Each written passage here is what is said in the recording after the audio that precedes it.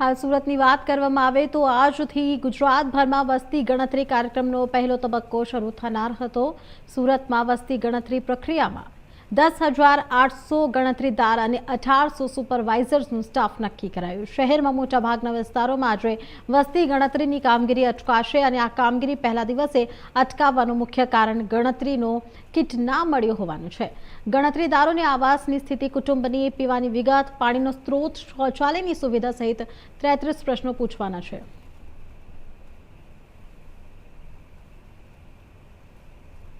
તો આ ખબર ઉપર વધુ માહિતી આપવા બદલ અમારા બ્યુરો ચીફ શૈલેષ ત્રિવેદી અમારી સાથે જોડાઈ ચૂક્યા છે। શૈલેષ, જે રીતે આ વસ્તી ગણતરીની ખબર આજે સામે આવે છે, જેમાં આજે વસ્તી ગણતરી આજથી શરૂ થવાની હતી, પરંતુ તંત્ર તરફથી આ ખામી સામે આવે છે, તમારી પાસે શું વિગત છે આ વિમાં? જે રીતે સુરતમાં અત્યારે વસ્તી ગણતરીની કામગીરી આજથી શરૂ કરવાની હતી, પરંતુ એમાં કેટલાક ચોક્કસ જે વસ્તી ગણતરીકારો છે, સર્વેયરો છે, તેમને સુધી કીટ જે છે એ કીટ પહોંચી નથી અને તેને કારણે તેઓ આજે પોતાના વિસ્તારમાં વસ્તી ગણતરી શરૂ કરી શક્યા નથી। વહીવટી તંત્રના ધ્યાને પણ આ ખામી આવી છે અને તેને લઈને વહીવટી તંત્રએ પણ તાબડતોબ આ તમામ ગણતરીદારો છે તેમને કીટ પહોંચતી કરવાની વ્યવસ્થા ઊભી કરી રહ્યા છે। બીજી તરફ વહીવટી તંત્રની સૌથી મોટી ચૂક સામે આવી છે કે આ આટલી મોટી રાષ્ટ્રીય કામગીરી હતી, તેમાં તેઓ સમયસર ગણતરીદારો જે 10,800 જેટલા ગણતરીદારો સુરતમાં છે તેમને સમયસર કીટ પહોંચતી કરી શક્યા નથી। એ ચોક્કસપણે એક ચર્ચાનો વિષય બન્યો છે। જી શૈલેષ, જે રીતે તમે જણાવી રહ્યા છો કે આજે વસ્તી ગણતરી થવાની હતી, પરંતુ તંત્ર તરફથી આ ખામી આવે છે અને તંત્રની બેદરકારી સાફ નજર આવી રહી છે।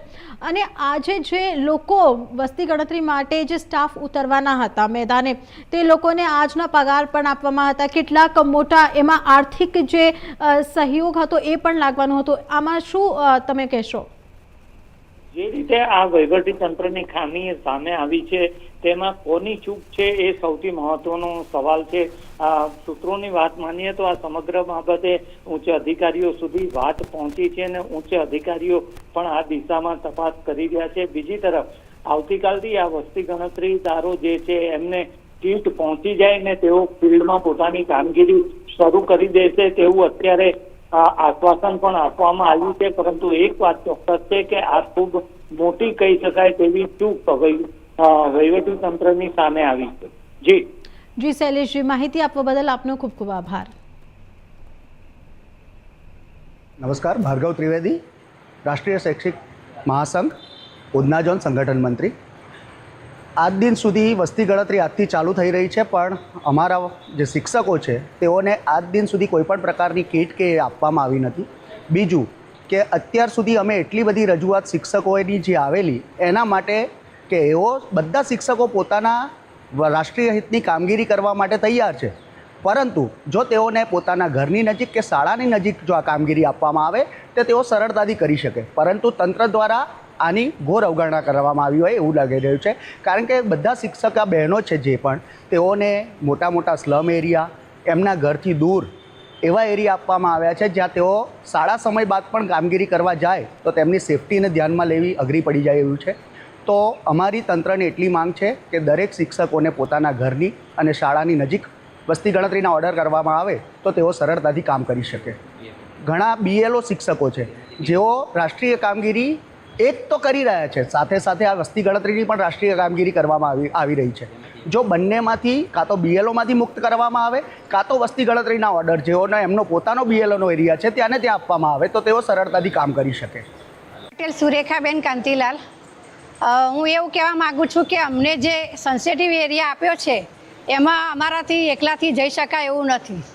તો અને મકાન છે મારા 300, પણ એમાં ઘર છે 600 કરતાં પણ વધારે છે કે ભાડુઆત બધા ઘણા બધા છે, એમાં નાની નાની ખોલીઓ બનાવીને ઘણા બધા ઘર થાય।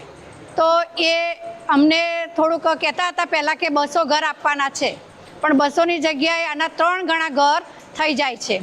અને બીજું કે મારે સ્કૂલથી મારો એરિયા છે તે 10 કિલોમીટર દૂર છે અને મારા રેસિડન્ટથી આ એરિયા મારો 13-14 કિલોમીટર થાય છે। તો ઘરથી નજીક કાં તો સ્કૂલથી નજીક આપવામાં આવે તો અમે કામ સારી રીતે અને કરી શકીએ.